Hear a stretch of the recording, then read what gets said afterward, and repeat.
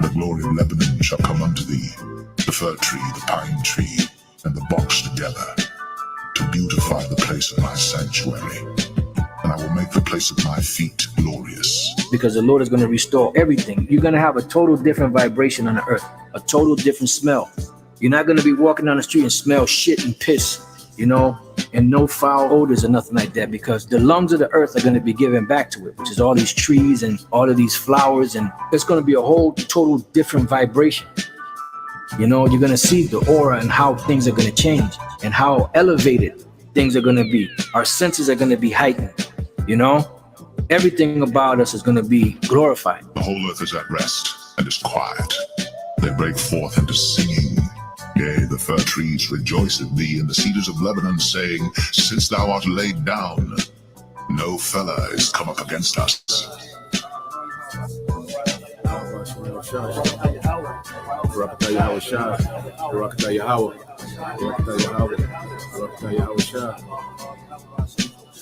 The glory of Lebanon shall come unto thee, the fir tree, the pine tree, and the box together, to beautify the place of my sanctuary. And I will make the place of my feet glorious. I will also save you from all your uncleannesses, and I will call for the corn, and will increase it, and lay no famine upon you. And I will multiply the fruit of the tree, and the increase of the field, that ye shall receive no more reproach of famine among the heathen. Thus saith the Lord God, in the day that I shall have cleansed you from all your iniquities, I will also cause you to dwell in the cities, and the wastes shall be builded, and the desolate land shall be tilled, whereas it lay desolate in the sight of all that passed by. And they shall say, this land that was desolate is become like the Garden of Eden, and the waste and desolate and ruined cities are become fenced and are inhabited. Then the heathen that are left round about you shall know that I, the Lord, build the ruined places, and plant that was desolate. I, the Lord, have spoken it, and I will do it. Thus saith the Lord God, I will yet for this be inquired of by the house of Israel, to do it for them. I will increase them with men like a flock, as the holy flock, as the flock of Jerusalem in her solemn feasts. So shall the waste cities be filled with flocks of men, and they shall know that I am the Lord.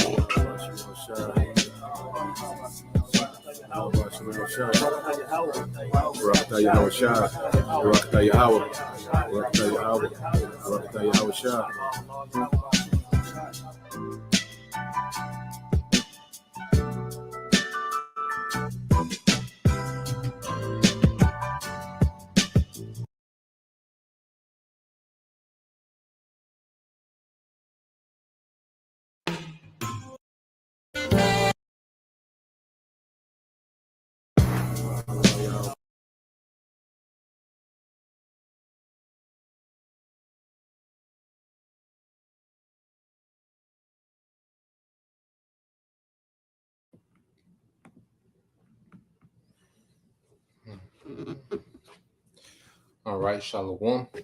First and foremost, I would like to give all praise and glory unto Yahweh, Bahashem, Yahushua, Bahashem, Kakadash. Double honors unto the apostles and the elders of GMS who rule well, teach well, being great examples to our younger brothers, and peace and blessing, salutations to the hopeful lake out there pushing his word and truth and in sincerity across the four winds in the name of Yahweh, Bahashem, Yahushua.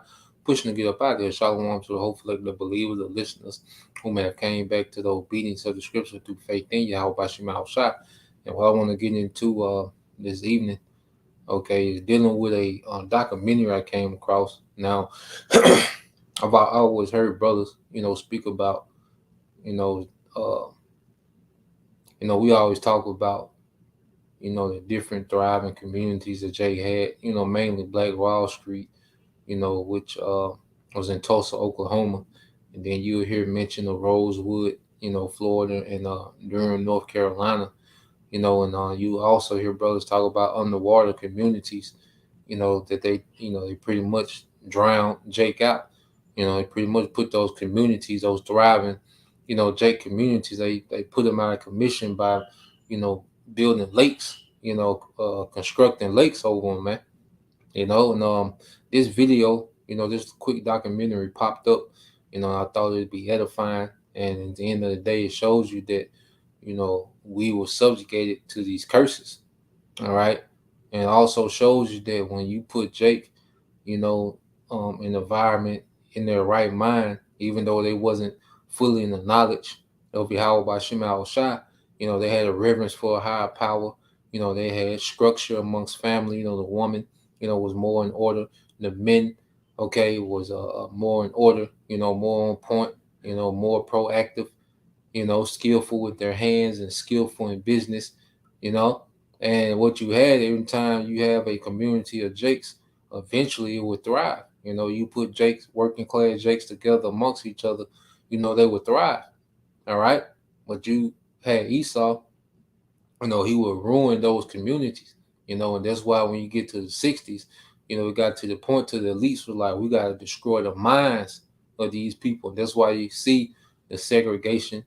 Then you had the feminism, then you had the crack epidemic, okay? Then you had the street culture, and now you have what you have today, drill culture and alphabet culture, okay? And Esau know, look, we gotta go after the minds of these people, all right? Because Jake, in their natural setting, Jake gonna thrive, man. You go throughout history, Jake was always thriving, man. The Dark Ages, there was Jake thriving. you know, like Jake know how to put plays together. Jake, at the end of the day, we're the sons and daughters of Yahweh by Shema Shai. So when you get Israelites in the natural setting, we're not just, so defiled and enchanted, by Esau, Edom, Jake is known to thrive. Okay, so I want to start off here. I'm gonna set cue this video up. If a brother could put Mark 4:22, Baba Shah, while I cue the video up, then we'll get into it. I'm let most of it play. I'll jump in and out, you know, here and there. I chose St. George's University School.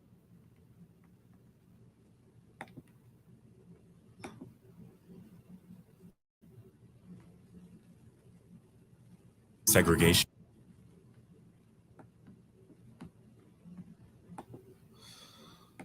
Let me cue it up.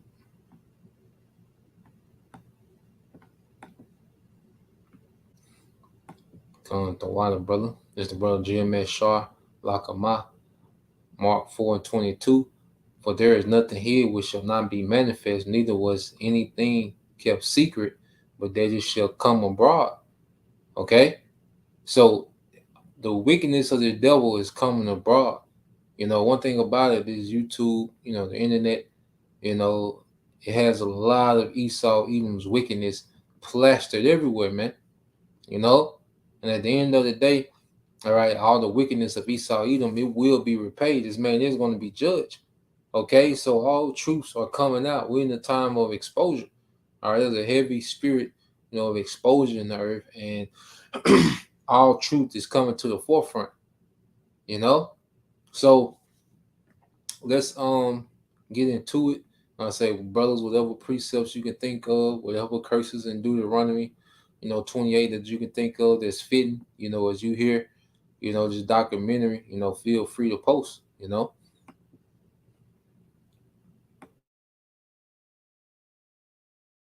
Imagine living in a thriving Black community where you could find refuge from discrimination and violence in the days when racism was at its peak. Such communities existed in the United States during segregation, and at least 200 of them were established by 1888. But as time passed, many of these communities disappeared from the map, completely erased from history.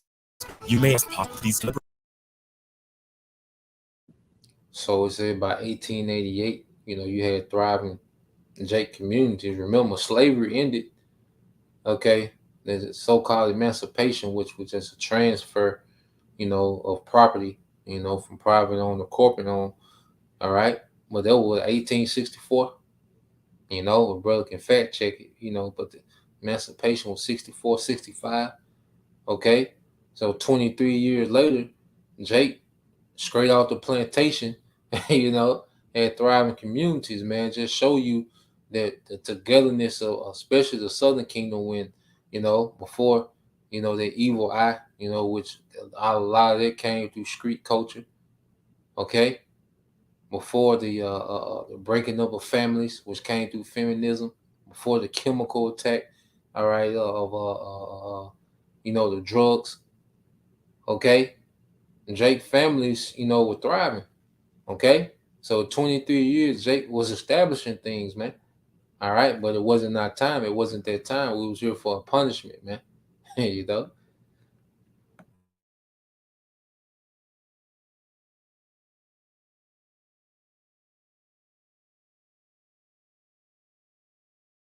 Deliberately hidden and erased. And what can we learn from this dark and troubling part of American history? In this video, you'll reveal some of the major black towns now hidden underwater or transformed into something else, and their black inhabitants displaced. The first is this Seneca Village in New York City. Seneca Village, a once thriving African-American community, was established in 1825 on the outskirts of New York City at a time when African-American residents were facing legal segregation and discrimination throughout the country. At its height, the village covered an area from 82nd Street to 89th Street on Manhattan's Upper West Side, with approximately 300 black residents living within its borders. The people of Seneca Village had a deep sense of community and worked hard to build a prosperous and thriving neighborhood. Many black residents were property owners, with a rate 5 times higher than the city's average. Seneca Village had 3 churches, a school, and various small businesses, such as a grocery store, a shoemaker, and a blacksmith. However, the residents of Seneca Village faced many challenges, including discriminatory laws that restricted their freedoms and opportunities. As the city of New York began to expand and urbanization took hold, many wealthy New Yorkers sought to improve the area by creating a large park, which is now known as Central Park. In 1855, the New York State Legislature passed the Act to lay out a public park in the city of New York, which authorized using the eminent domain to seize land to create Central Park. The residents of Seneca Village were accused of being a public nuisance and were forced to leave their homes to make way for the park's construction. The community was disbanded by 1857, and the residents were forced to relocate somewhere else, mainly to Manhattan's Lower East Side. The erasure of Seneca Village is one of many examples of systemic racism and forced displacement of black communities throughout American history. The people of Seneca Village had built a thriving and prosperous community against all odds, only to be pushed aside by the government and the wealthy elite. The loss of Seneca Village was a traumatic event for the African-American residents who were forced to leave their homes and businesses behind. Today, the only remnant of Seneca Village is a commemorative plaque dedicated in 2001 to the lost village. The story of Seneca Village serves as a reminder of the many vibrant black communities lost due to discrimination and systemic racism in the United States. But while this seems traumatic, many African Americans in Alabama faced a more devastating incident. Before we get into that, we'd like to introduce a new segment called Black Business Spotlight. Part of our mission is to uplift and empower the culture, and a great way to do that is by supporting black.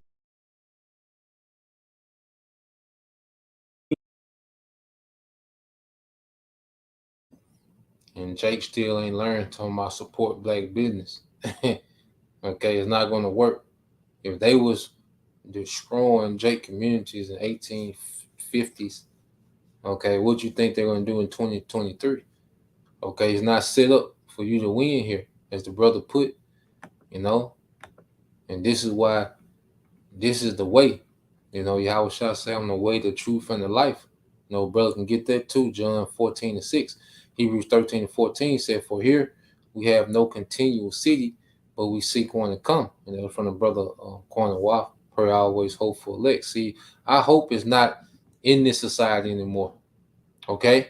We don't look for to thrive, all right, have thriving communities and legacies in America. Okay? We know we get our daily bread, you know, maybe a little extra, and we get out the way, you know, and we hope for the kingdom which is promised. Okay, well, we won't have to worry about Esau, Edom, okay, being in the position, okay, to what? Come and destroy what we build. Okay? that's where we're at now. Okay? So let it play on.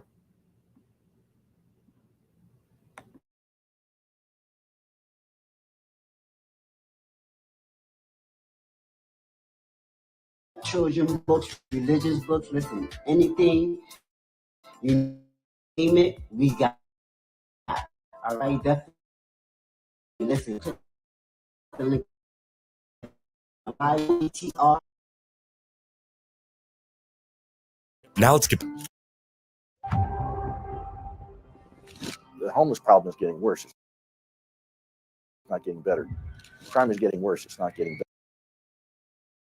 Lake Martin is a beautiful destination in Alabama, famous for its crystal clear water, boating activities, and stunning sunsets. However, it has a dark history that know. Underneath the tranquil waters of Lake Martin lies the ruins of Kowalja, a once thriving African-American community founded in the late 19th century. Kowalja was established by John Benson, a formerly enslaved person who had purchased thousands of acres of land in Alabama and sold it to other African-American families. The community grew and prospered with its Black-owned railroad, and was home to the Kowalja Academic and Industrial Institute. This school provided education and vocational training to African American students. The school helped prepare generations of African American students to succeed in a world often hostile to them. Unfortunately, Kowalja's success was short-lived. The rise of the Ku Klux Klan and a lack of economic opportunities for African Americans in the area led to the community's decline in the 1920s. By the 1950s, the once thriving community had all disappeared. In the 1960s, the Alabama Power Company purchased the entire land to build a hydroelectric dam, which led to the creation of Lake Martin. The loss of Kowalja was a devastating blow to Alabama's Black community. It is just one of the many mind-boggling examples of how Black communities in America were systematically destroyed and forgotten throughout history. Despite this erasure, efforts are being made to preserve the memory of Kowalja and honor its legacy. The Kowalja Historical Society was established to preserve and promote the history of Kowalja and its contributions to Alabama and the United States. The society has created a museum that showcases the community's rich history, including exhibits on John Benson and the Kowalja Academic and Industrial Institute. Society of the area and then the Kowalja Historical Society. Other organizations are preserve and honor the community's memory. The Alabama Historical Commission has designated Kowalja as a historical site, and the National Park Service has recognized the town's contributions to the civil rights movement. The legacy of Kowalja lives on through the efforts of those who seek to honor and remember the community and its contributions to Alabama and the United States. And this is not the only city underwater, as right below the serene water of Lake Lanier is a land that was once thriving with human activities, Oscarville in Georgia. Lake Lanier in Georgia is a popular destination for weekend getaways, attracting visitors with its abundant fishing, boating, and other recreational activities. The lake spans over 38,000 acres and has over 692 miles of shoreline. It is located in the northern part of Georgia and serves as a major source of water supply for the city of Atlanta. However, what many people don't know is that the lake has a dark past. It sits on top of the ruins of Oscarville, a thriving African-American community that was destroyed as far back as 1912. Oscarville was a small Black community located in the northeastern part of Forsyth County, Georgia. The community was established in the late 1800s and was home to over 100 Black families. The residents of Oscarville were hardworking farmers, carpenters, and other tradespeople who were able to establish a self-sufficient community despite the oppressive Jim Crow laws at the time. In September, 2 alleged assaults against white women were reported in the county. 2 Black men were arrested, along with 4 accomplices. Shortly after, the body of a white resident was found, and several Black residents were named as suspects. To provide safety, 1 suspect was transferred, but a mob of angry white residents gathered outside the jail. They seized and beat another suspect to death before hanging him in the town square. After the trials and executions, a group of white men, known as Night Riders, began a campaign of terror against the Black residents of Oscarville. They burned homes, churches, and schools, forcing Black families to flee the area. More than 1,000 residents were displaced in the aftermath of the violence. The land where Oscarville once stood was eventually purchased by the Army Corps of Engineers, who built Lake Lanier on top of the remains of the destroyed community. The construction of the lake began in the 1950s and was completed in the 1960s. The lake is now a popular destination for recreation and serves as a major source of hydroelectric power for the region. Today, there are reports of eerie occurrences and ghost sightings around the lake, adding to its already haunting history. Messages to the lake, lights, ghostly voice Oscarville are still present at the lake, haunting the place where their homes and communities once stood. The story of Oscarville and its destruction is a horrifying example of the violence and depression encountered in African American communities throughout American history. However, efforts are being made to preserve the memory of Oscarville and honor the lives of those who were lost. The Black Student Union at the University of North Georgia has created a scholarship in the memory of the victims of the Oscarville lynching, and there are ongoing efforts to uncover more information about the community and its history. In recent years, there has been new interest in Oscarville and other communities has also taken steps to recognize the history of Oscarville and other lost communities in the area. Despite the efforts to preserve the memory of Oscarville, the community's history remains largely unknown to the general public. Many visitors to Lake Lanier are unaware of the story beneath the water's surface. But it doesn't end here. Vanport is another place now in World War II, which quickly became the second largest city in the state. The shipyard industry offered job opportunities, and many people migrated to the city in search of work. As the demand for labor increased, African Americans from the southern states were drawn to the shipyard industry in search of better job opportunities. However, due to systemic racism, the Albina neighborhood was the only place where Black people could reside. The Albina neighborhood soon became too small to accommodate the growing population, and a solution was needed to address the housing crisis. Vanport was built as a temporary solution to house these new workers. The city was built on a floodplain, and this decision would have devastating consequences. At its peak, Vanport housed 40,000 residents, with 40% of them African American. Unfortunately, in 1948, disaster struck the city when the Columbia River flooded the neighborhood. The floodwaters destroyed the town within a day, displacing over 18,500 families, more than a third of whom were Black Americans. The aftermath of the flood exposed the systemic racism that existed in Oregon. White supremacists attempted to keep Black Americans out of the state, and the state legislature passed laws to preserve the state predominantly white. The Oregon Black exclusion laws restricted Black people from owning property or settling in the state, a practice that continued for several years. Even after the laws were repealed in 1956, the legacy of systemic racism lived on. The former residents of Vanport never forgot their lost community and fought for years to preserve its memory. The Vanport Mosaic Festival is held annually to honor the lives lost and celebrate the city's rich history. The festival showcases the city's diverse cultural heritage and aims to educate people about the history of Vanport. The festival features a variety of events, including live performances, exhibits, and oral histories from former residents. The legacy of Vanport still resonates with the residents of Portland today. The city has a troubled history of racism and segregation, with the African American population facing numerous obstacles, including access to education, housing, and job opportunities. However, did you know that you could get $50,000 to over $150,000 of investment capital at 0% interest? However, in recent years, the city has progressed in addressing these issues. It has launched various initiatives to improve the quality of life for the African American community, including affordable housing, job training, and education programs.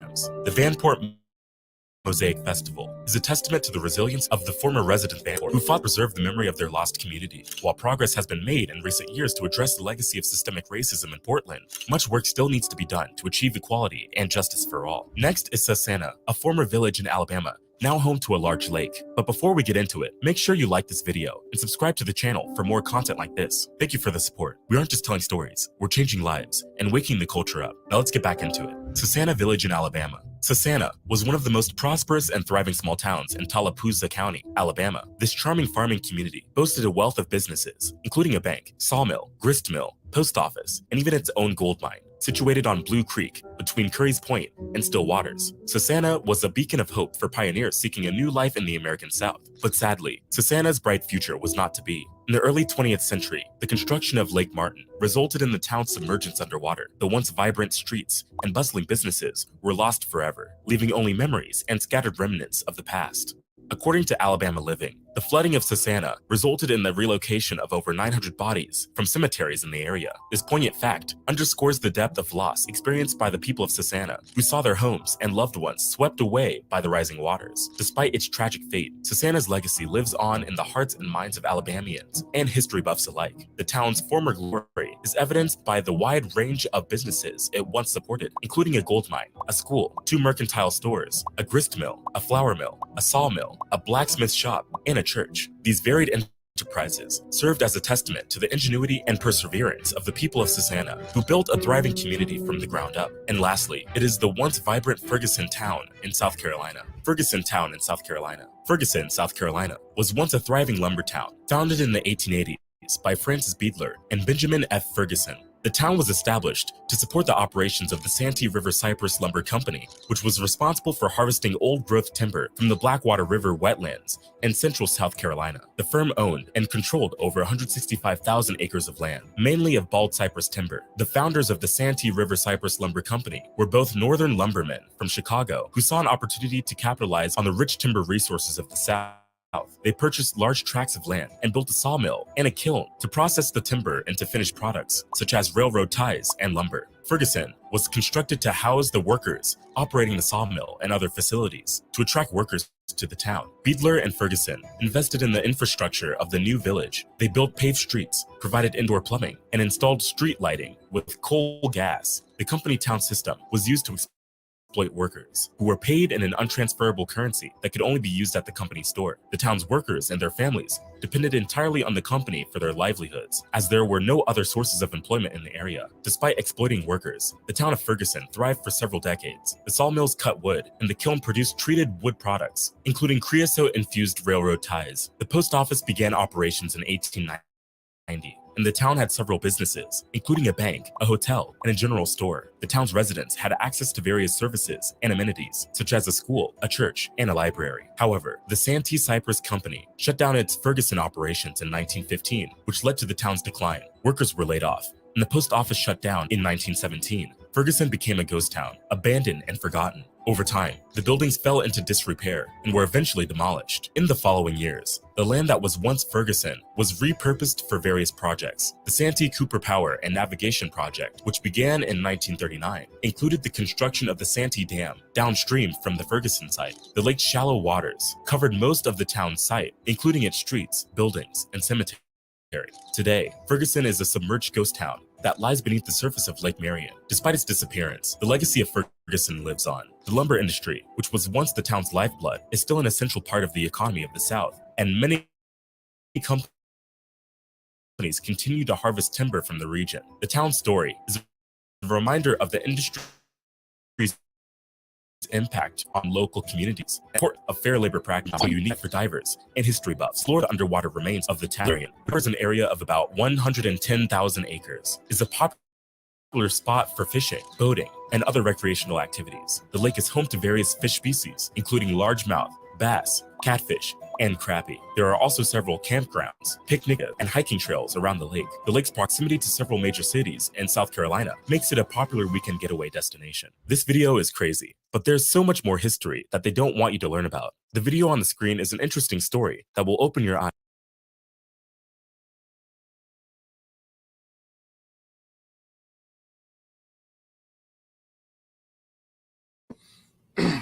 Yeah, so you see, you know, hey, Jake, I always got the short end of the stick, but it was because of the curses, man. And see, one thing our people have to understand that we, all right, we're in bad standings with our power, you know, as we're going to get, you know, some of the brothers post some of the curses, you know, and if a brother could post that in the book of St. John chapter 14, verse 6, you know, well, yeah, see, our people were under those curses, man. So no matter, you know, how they would thrive, okay, eventually, you know, it will be stomped out, you know, and it showed you the hatred that Esau Edom has, you know, for Jake, okay, because Jake pretty much took themselves, and then Jake was working for Esau, like Jake was thriving based off still working under Esau, you know. Well, Esau don't want to see niggas have nothing, man. Okay, he don't want to see Jake have nothing, you know, because our people want niggas then, you know. So like it, You know, Jake wasn't niggas. These GMO babies that's running around today. All right, Jake was very ingenuitive. Jake was skilled, you know, in all facets of work. You know, agriculture, engineering, okay, construction, carpentry. You see, but hey, the curses are undefeated.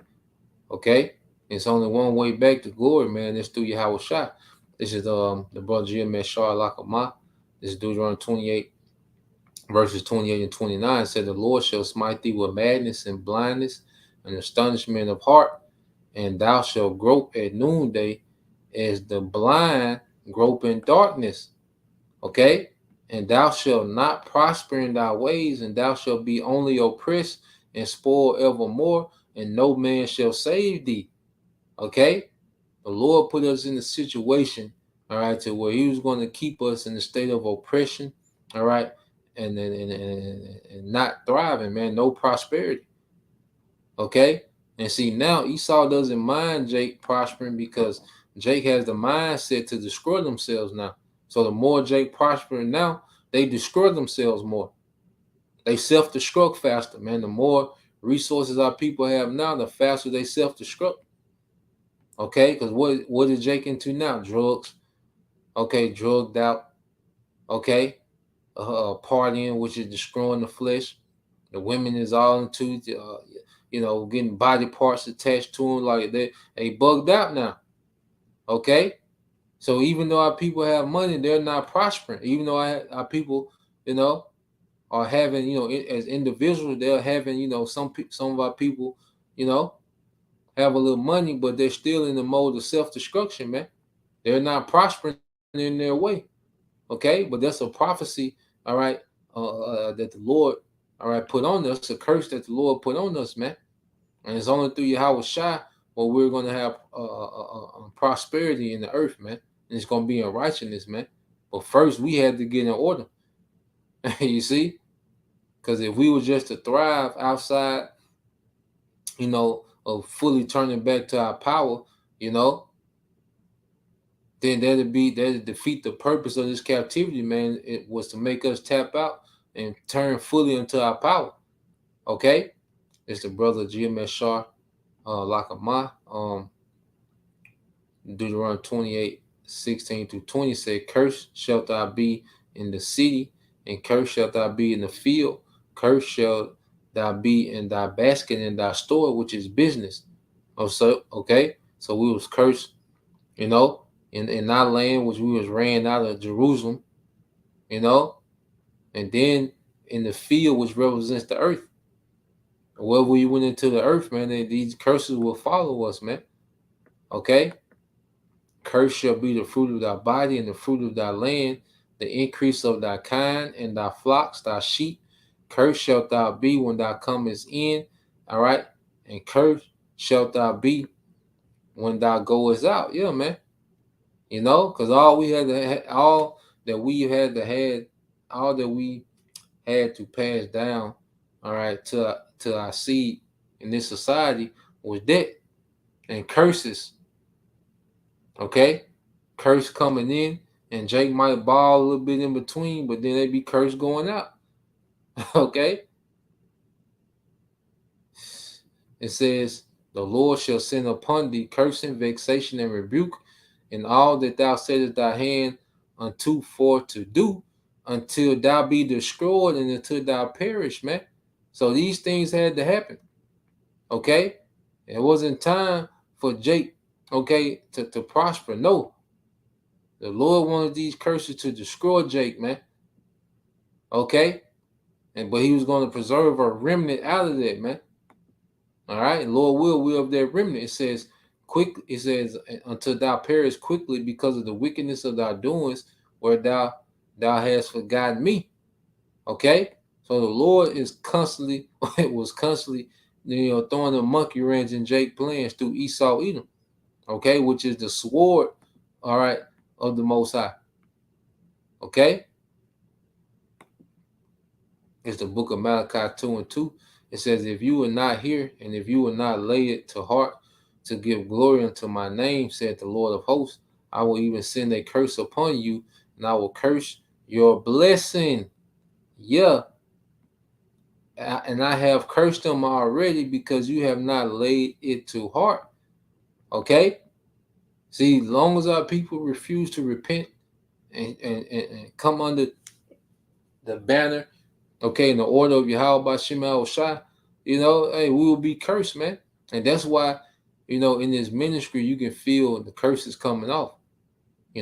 One thing about, the longer we're in the truth, man, we can feel the transition out of these curses, man. Because one thing, that evil eye towards your brother, it's phasing off, man.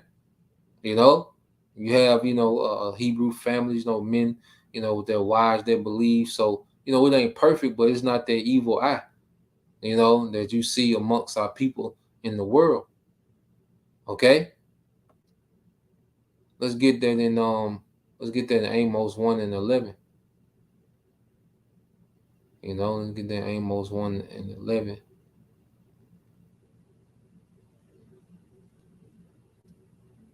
All right? Because the Lord's going to get these devils back, for they're just relentless. Because Esau would just do too much.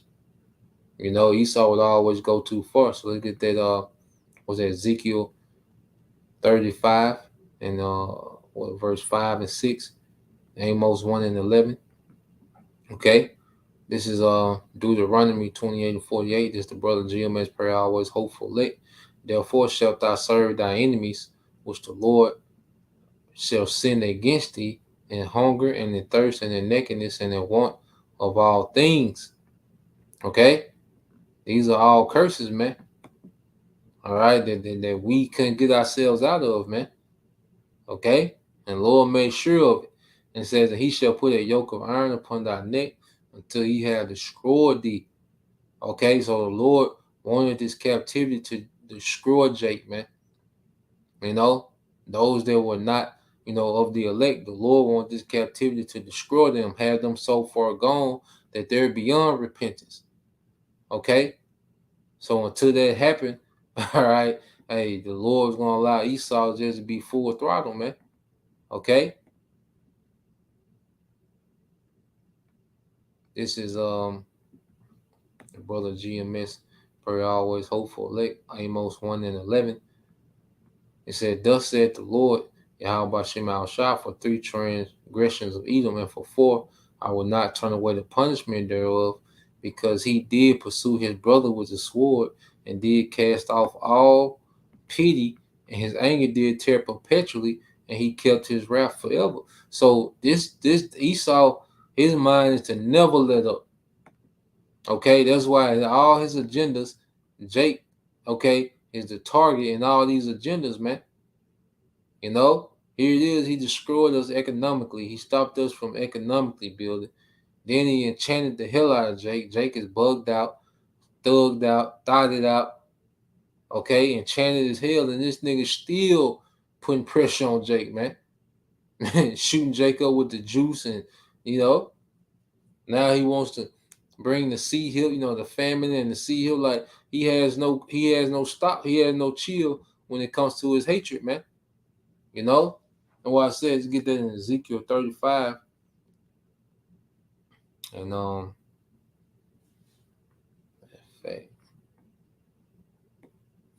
and then let's get that in 2 Samuel chapter 7, verse 10 as well. Get a few more.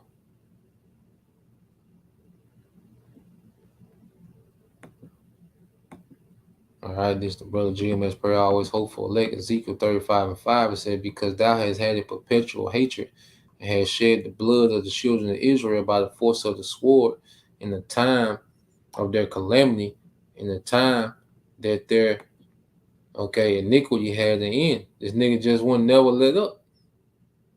Okay, and he has no mindset to let up ever. All right, that's why this is written. GMS Shah Lakamah, Ezekiel 35 and 6. Therefore, as I live, said the Lord power, I will prepare thee unto blood, and blood shall pursue thee.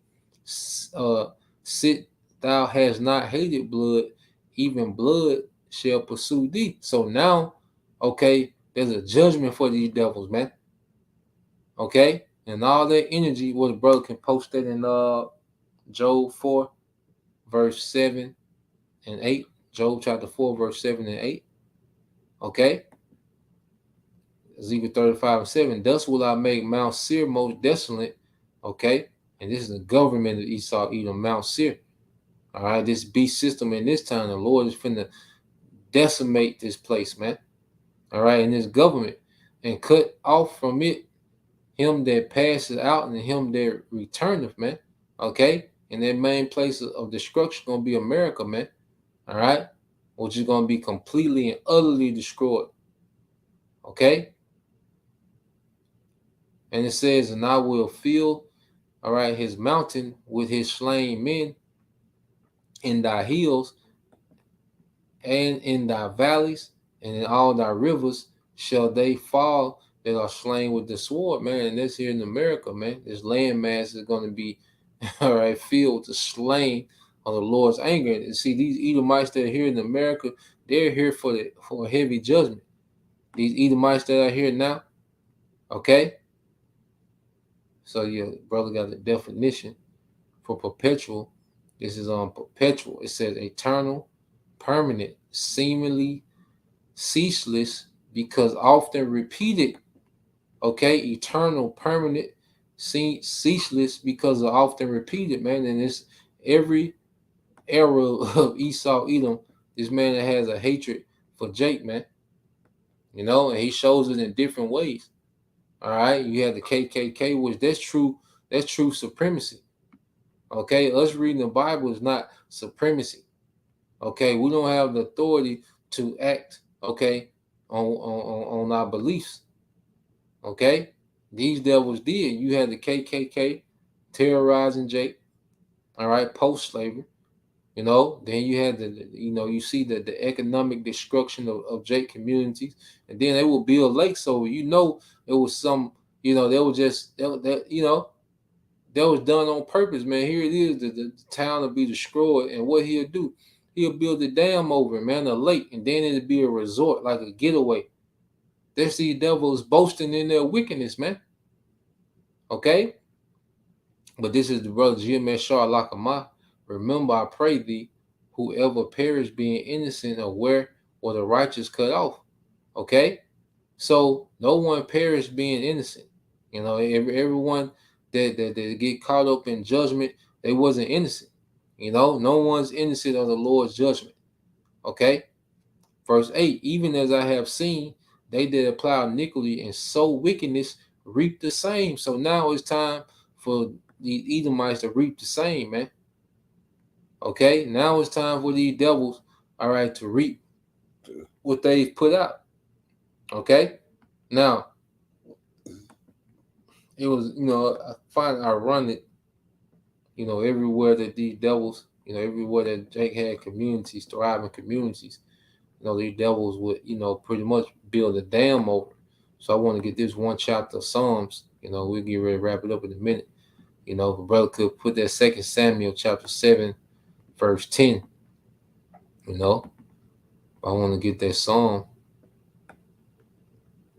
All right. And this man just the devil, man. Like, Esau be wilding with his hatred, man. You like, good grief. Is it 124? Let me see. Yep. This is Psalms 124:1. It said, praise for rescue from enemies. All right.